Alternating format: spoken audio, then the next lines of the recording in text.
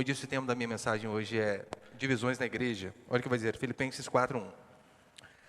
Portanto, meus irmãos, a quem amo e de quem tenho saudades, minha alegria e coroa, permanecei assim, firmes no Senhor, amados. Suplico a Evódia e a Síntique que entrem em acordo no Senhor.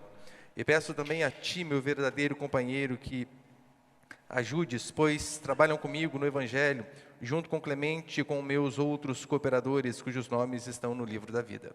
Até aí tá bom. Olha para cá, por favor. A última semana, na última quarta-feira, eu falei sobre o final do capítulo 3, onde Paulo fala sobre os inimigos da cruz.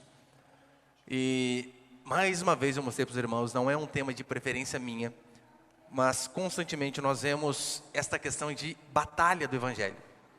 Lutam as nossas lutas, batalham diligentemente pela fé. Estes termos estão ali de propósito. Para quê? Para que eu e você venhamos a não cair no conto de hoje, do não julgueis distorcido, achando que nós podemos deixar as pessoas falarem o que elas quiserem e nós vamos ficar sem falar nada, sem combater. As cartas do Novo Testamento, em sua maioria, foram escritas para combater falsos ensinos. Eu já disse aqui várias vezes, vou falar mais uma. Paulo, Pedro, João, eles não estavam lá no seu escritório, na sua escrivaninha, pensando, o que eu escreverei para o povo daqui a alguns séculos? Não, mas estavam acontecendo alguns problemas na igreja, então o que acontecia? Eles escreviam para resolver aqueles problemas, e via de regra era para combater os falsos profetas. Se você ler a Epístola de Judas, é apenas um capítulo. Judas, quando escreve, gasta todo esse capítulo falando do combate aos falsos profetas. Então, no capítulo 3, Paulo termina falando disso, termina falando que devemos combater, mas que a nossa verdadeira pátria, a pátria celestial. E aqui no contexto mais amplo de Filipenses, você lembra, né? Paulo ele estava preso, uma prisão domiciliar em Roma, e então ele tinha recebido a visita de Epafrodito. Epafrodito tinha trazido uma oferta, a coleta dos irmãos de Filipos, e juntamente com essa coleta, Epafrodito tinha trazido notícias de como aqueles irmãos estavam. Só que as notícias não deixaram Paulo muito animado, né? Epafrodito disse assim, olha, os libertinos estão invadindo a igreja, aqueles que pregam essa graça barata, que tem como você ser cristão e andar do jeito que você andava no mundo, sem ter que mudar nada. Epafrodito vai dizer que os judaizantes estavam trazendo problemas para a igreja, aqueles que eram legalistas demais, e para completar a trinca ali, ele diz, Paulo, não obstante isso, os libertinos e os judaizantes, as irmãs estão brigando na igreja. As irmãs estão de conversinha, arrumando briga. Então, Paulo já tinha falado sobre esse tema aqui, né? No capítulo 1, no 2º, no 3º, e aqui mais uma vez ele vai enfatizar essa questão da importância da unidade na igreja. Eu quero passar alguns princípios aqui. Põe o primeiro, por favor, ali, meu irmão. Primeiro princípio, devemos permanecer firmes no Senhor e unidos. É o que ele vai dizer no versículo 1. Portanto, meus irmãos, a quem amo e de quem tenho saudades, minha alegria e coroa, permanecei assim, firmes no Senhor, amados. Paulo, de fato, ele tem uma quedinha, para esses irmãos de Filipos aqui, gostava demais deles, não que ele não gostasse das outras igrejas, óbvio, mas você vê, ele tendo esse carinho a mais por conta de Filipos, ele diz assim, olha, vocês são a minha coroa. Coroa ali, não no sentido da palavra diadema, que fala de rei, mas no sentido de coroa e de recompensa. Lembra quando é um atleta da Olimpíada, dependendo dos Jogos Olímpicos, ele vai lá, ganha a medalha e põe aquela coroazinha ali de louro. É louro, que fala aquela folha. Paulo está dizendo isso aqui, vocês são para mim uma coroa. E ele diz, permaneçam firmes. Firmes em que sentido? Permaneçam firmes na sã doutrina. Por quê? Porque os falsos mestres constantemente irão adentrar na igreja. E eles devem ser combatidos por pessoas que se mantêm firmes. Olha, você sabe, a questão do combate é uma coisa mais peculiar aos homens. Os homens são mais assim, mais aguerridos, mais combativos. E um dos motivos que Deus tem deixado apenas o homem para liderar a igreja é porque o homem ele tem essa gana. A mulher não, já tem mais aquele espírito, de mãe, de apaziguar as coisas. Vamos conversar, em vez de brigar, vamos, paz. Via de regra, Óbvio que existem as exceções, mas via de regra é assim que funciona. Lá em casa, por exemplo, os meninos aprontam alguma coisa. Daí a gente tem a reunião do Supremo Concílio, né? Eu e a minha esposa. Nosso presbitério se reúne. E aí, o que a gente faz? Eu, a primeira, senta, ela, conversa. Normalmente são essas opções, porque a mulher ela tem, né, essa questão mais conciliadora. Mas Paulo diz que o evangelho ele deve ser combatido, o falso evangelho tem que ser combatido. Por isso a importância de homens que liderem combatendo. E por que eu e você precisamos permanecer firmes no Senhor? Você sabe, todos nós aqui, sem exceção, nós somos tentados a não ser firmes quanto à palavra. Principalmente quando a palavra nos confronta. A gente tende a querer pegar uma tangente, a gente tende a querer aliviar para o nosso lado, a gente tende a querer pegar o caminho mais largo. Nós somos assim, todos nós somos assim. Queremos aquilo que é mais fácil, queremos aquilo que é mais cômodo, queremos aquilo que não nos confronta. Quem aqui, meu irmão, gosta de ser confrontado? Ninguém. Quem aqui gosta de ouvir, olha, isso aqui está errado, você precisa mudar? Absolutamente ninguém. E então, por conta de querermos rejeitar o confronto, as mudanças, Paulo diz, cuidado, vocês precisam permanecer firmes no caminho correto, porque não há atalhos para a vida cristã. Não há. Não tem como você pegar um atalho para fugir de alguma rodovia principal. Não há. E como que eu e você podemos permanecer firmes? Aqui Paulo ele vai dizer que uma das formas para nós não desistirmos no meio da caminhada cristã, sabe qual é? É olharmos o fim daqueles que terminam crendo em Deus e o fim dos ímpios. Se diante da tentação, da dificuldade de se desviar, você sempre trazer à sua memória como é o fim dos cristãos e como é o fim dos ímpios, você vai pensar duas vezes antes de querer meter o pé. Pode ter certeza, vai pensar duas vezes. É por isso que quando nós pensamos em, quem aqui nunca pensou, né? Vou chutar o balde. Quanto tempo na igreja? Nada. As coisas não mudam. A esposa permanece a mesma, o marido, os filhos. Não, e a gente desanima. Mas eu vim falar para vocês, isso não é uma coisa peculiar nossa. Em 2022, não. Desde quando o mundo é mundo, você vê homens de Deus chegando a momentos como esse. Querendo chutar o balde. É tão sério que em Malaquias, põe ali, Malaquias 3, olha o que o povo está dizendo. Malaquias 3, versículo 14. Vós dizeis, inútil é servir a Deus, que nos aproveitou termos cuidado em guardar os seus preceitos? Ora, pois, nós reputamos por felizes os soberbos, também os que cometem impiedade prosperam, sim, eles tentam ao Senhor e escapam. Não pensamos isso diversas vezes? Compensa servir a Deus? Compensa se dedicar, ser fiel à esposa, ser fiel aos pais, ser obediente, se privar de muitas coisas? O povo aqui estava perguntando, inútil é servir a Deus que nos aproveitou. E eu e você constantemente vamos cair nesta tentação também. Será que precisa tudo isso? Será que precisa essa radicalidade toda para com a minha vida? Eu não consigo ser um crente mais ou menos ali, não tem um meio termo, não tem.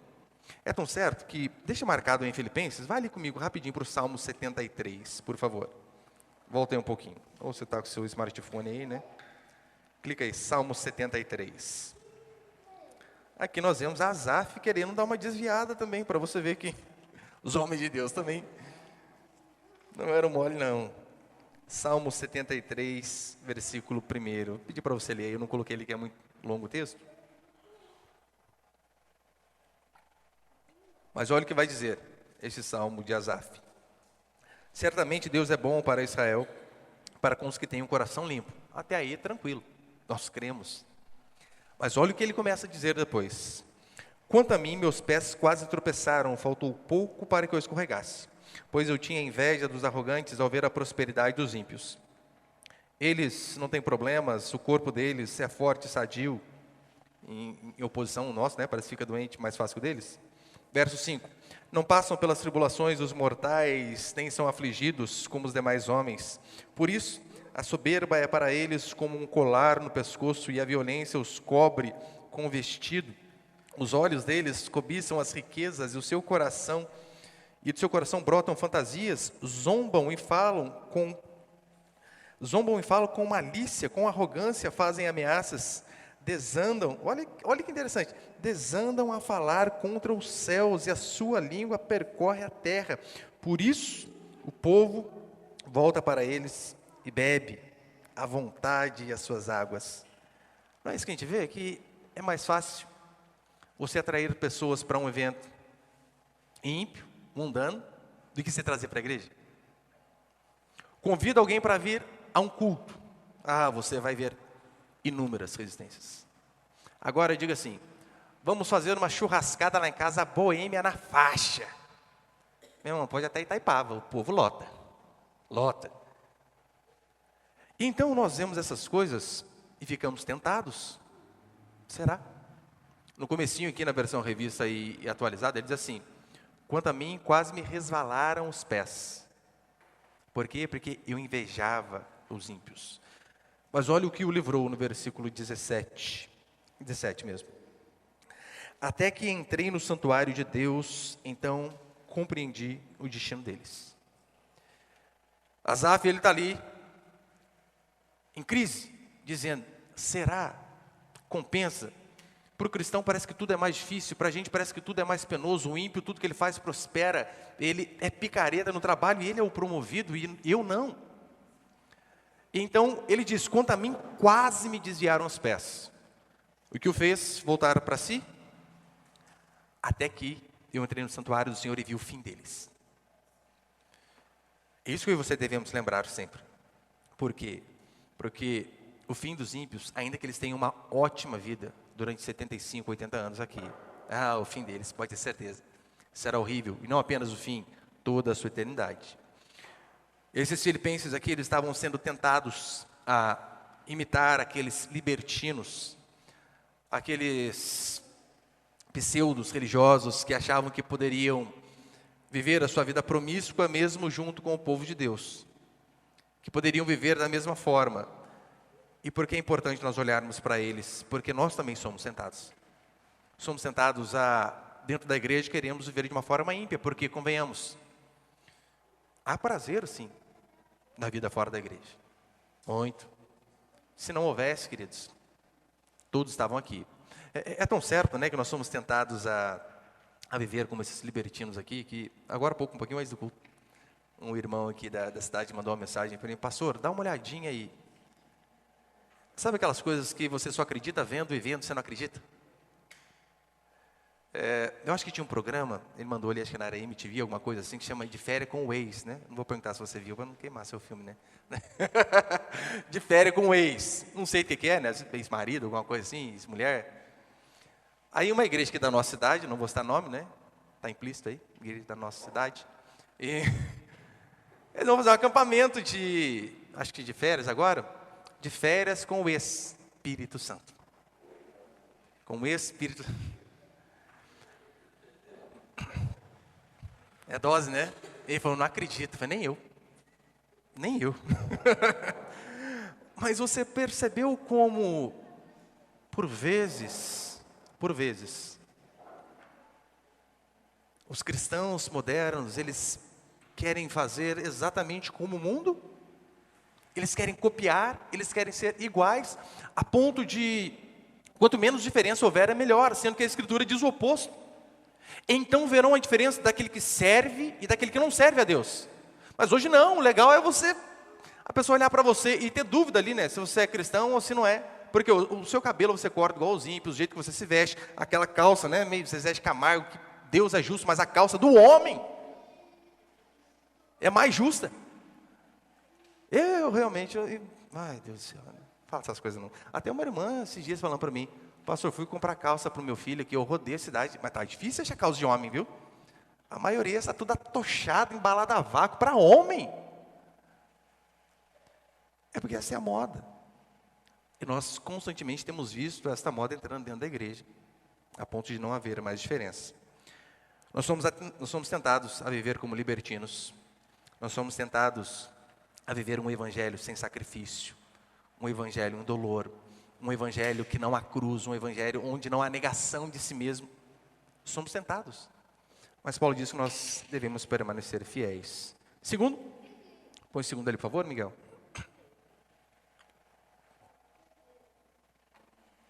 Segundo, divisões da igreja. Olha o versículo 2. Volta lá para Filipenses, por favor. Filipenses 4, versículo 2. Suplico a Evódia e a Sintique que entrem em acordo no Senhor, e peço também a ti, meu verdadeiro companheiro, que ajude-as, pois trabalham comigo no Evangelho, junto com Clemente e com os meus outros cooperadores, cujos nomes estão no livro da vida.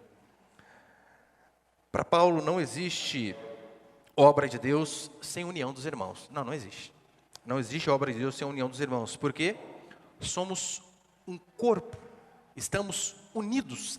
Esta é a analogia que a Escritura constantemente vai dizer sobre a igreja. Somos um corpo. Um corpo, ele tem dedo, ele tem orelha, ele tem ouvido.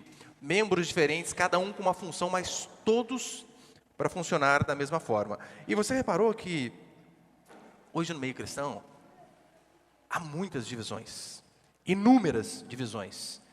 E por conta disso nós somos acusados pelos católicos de que, olha, desde que a reforma protestante surgiu, nunca mais houve algo sólido, alguma coisa que consolidou todas as igrejas. E eles dizem que eles são a igreja verdadeira, por quê? Ora, porque eles, a princípio, dizem eles, estão unidos debaixo de uma mesma autoridade, no caso, o Papa. E via de regra, as divisões nas igrejas, eu digo nas nossas, né, nas cristãs, nas protestantes, via de regra, elas acontecem por divergências teológicas. Algumas banais, é verdade. Outras mais sérias. E com algumas que realmente não tem como andar junto. Mas via de regra é por divergência teológica ou por arrogância dos homens. Sim, homens soberbos, disputa por liderança. Meu irmão, você não tem noção como se dá briga de foice. Cargo, nome. Eu não estou dizendo aqui, é óbvio, né, de igreja com pastor picareta, ladrão, sem vergonha, não isso não. Mas por conta disso, a questão teológica e a questão de arrogância mesmo. Mas olha a ordem de Paulo, que a igreja pense concordemente.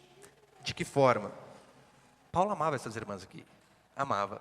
Tanto é que Paulo, ele roga, né? Roga é algo maior que uma súplica, maior que um pedido. Ele ainda faz particular, né, para cada uma. Eu rogo a Sintique e rogo a Evódia. Por favor, irmãs, pensem a mesma coisa. Veja, Paulo que foi muito amoroso com essas irmãs. Ele não as expulsou da igreja, não. Não estou dizendo que não há casos que não haja necessidade. Sim, há casos que há, tanto é que Paulo já fez isso. De dizer, olha, reuni vós e meu espírito e...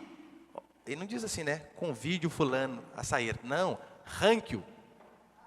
Expulsai do meio de vós o malfeitor, Paulo diz.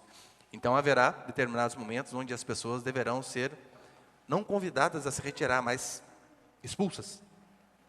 É claro, né? Há muitos caminhos até chegar lá. Não foi o caso aqui dessas irmãs.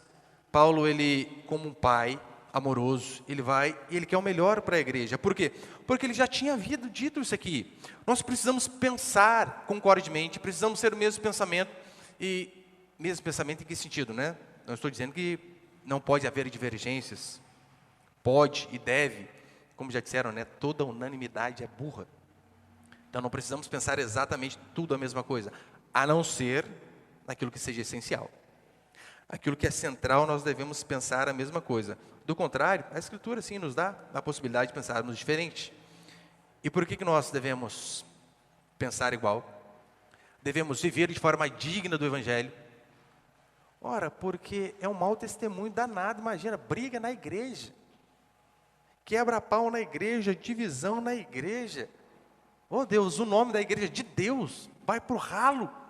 E por mais que a Escritura não diga o motivo, né, da briga dessas irmãs, que o texto não é claro, pelo contexto nós podemos fazer algumas suposições. Por exemplo, disputa de liderança, sempre vai ter.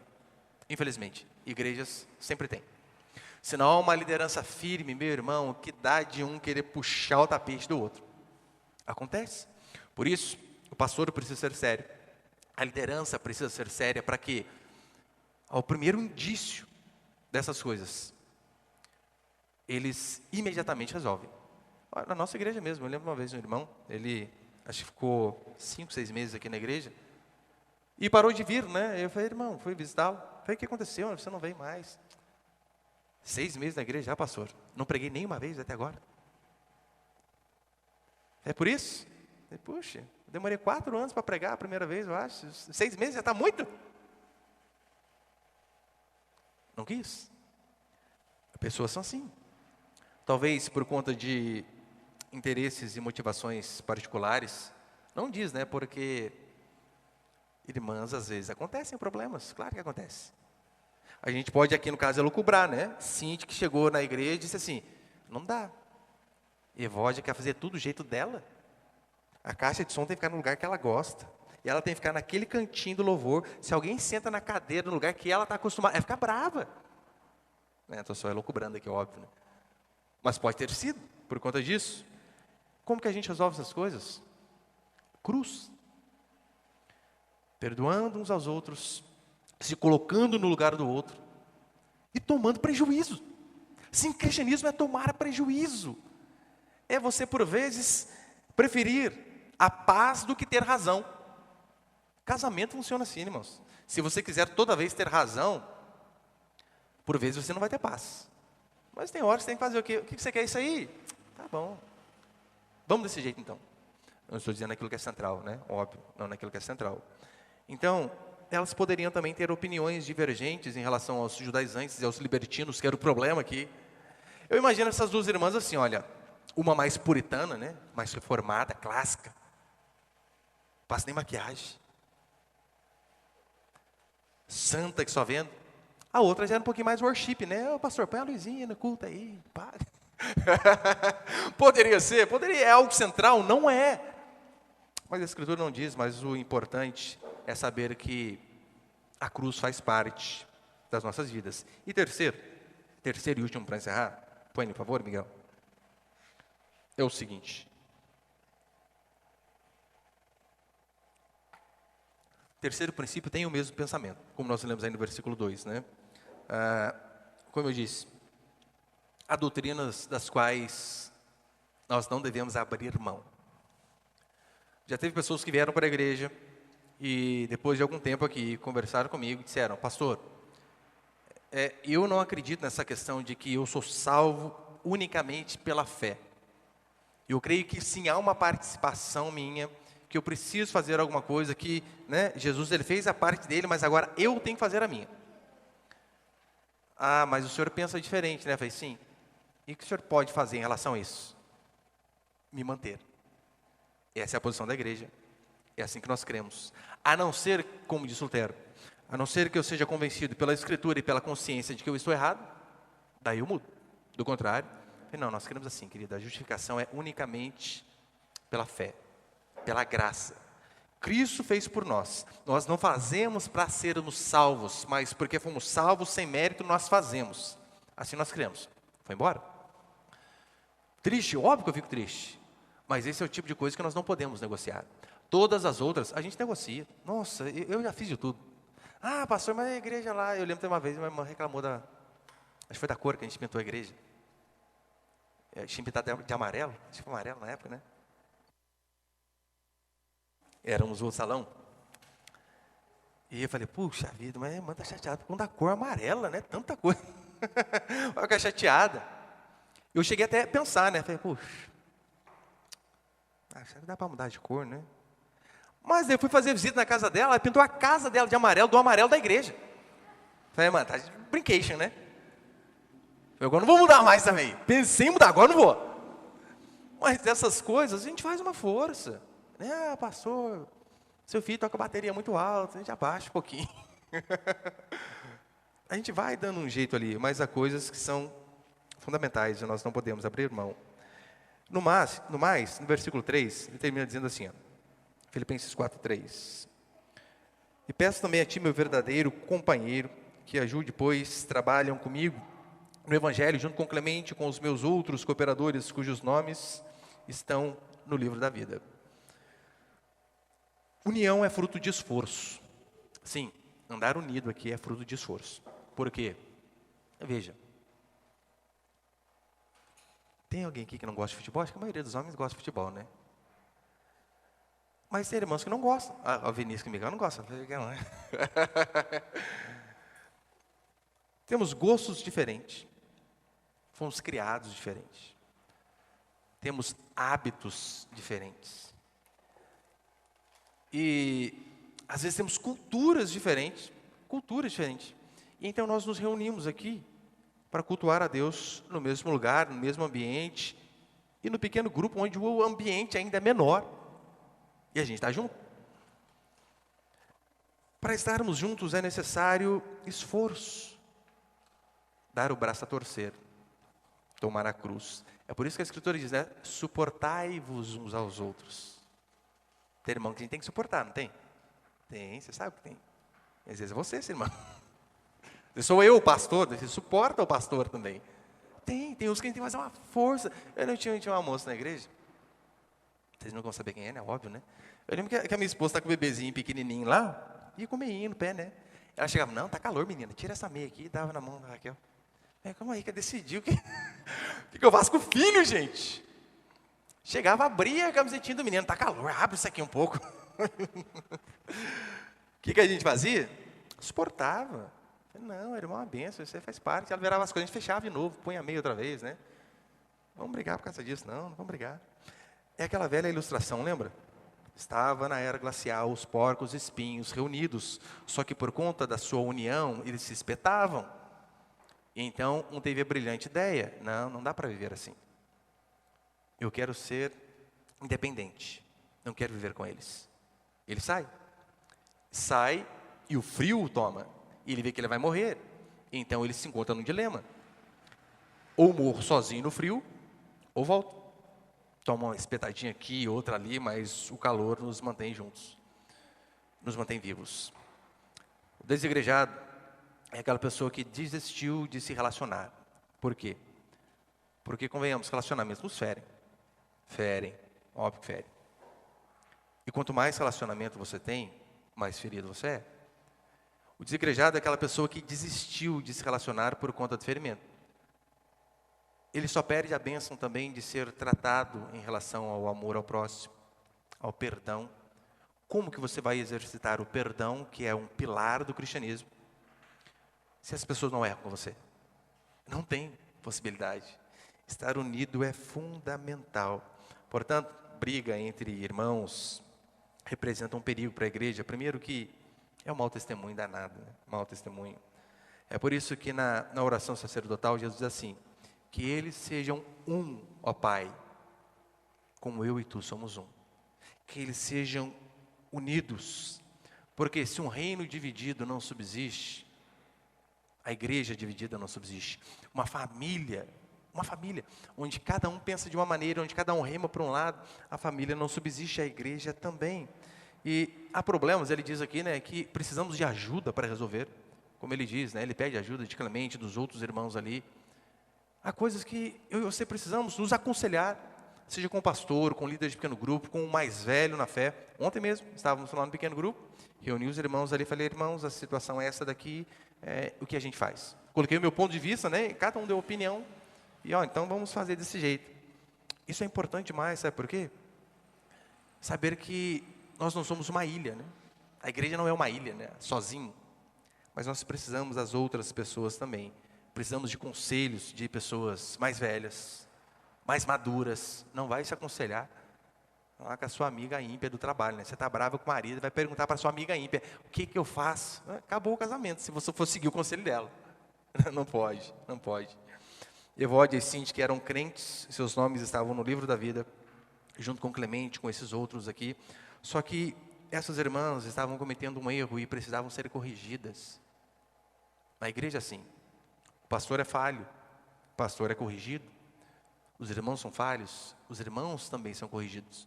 Então, quando assim somos, não devemos ficar tristes, mas devemos lembrar de que a correção, ela faz bem para nós. E para encerrar, põe ali, por favor. Para encerrar, não devemos esquecer jamais que Deus odeia aquele que semeia contenda. Hernando Dias Lopes vai dizer que ninguém pode estar em paz com Deus e em desavença com os irmãos. E Provérbios ali é clássico, né?